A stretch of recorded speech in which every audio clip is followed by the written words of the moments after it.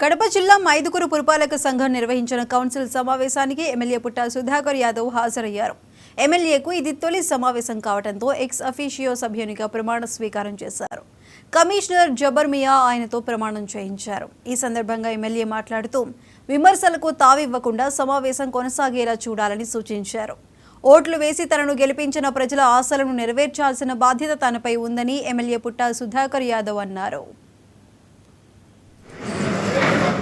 మన ప్రభుత్వం వచ్చిన తర్వాత మా చంద్రబాబు నాయుడు గారు ఫస్ట్ పెన్షన్ 7,000 రూపాయలు ఇస్తామని చెప్పి మాట చెప్పిండు. మాట ప్రకారం కంప్లీట్ చేయడం కూడా జరిగింది.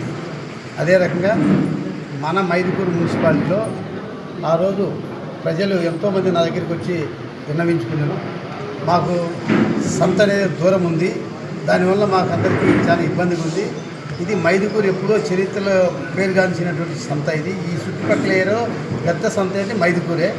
ఇటువంటి సంత ఇప్పుడు గజ్జితిప్ప దగ్గర ఉంటే కన్నా అక్కడ పోయి రావాలంటే ఇబ్బంది పడతాను. మాకు ఖచ్చితంగా మైదుకూరు కావాలని చెప్పి చాలామంది నా దగ్గరకు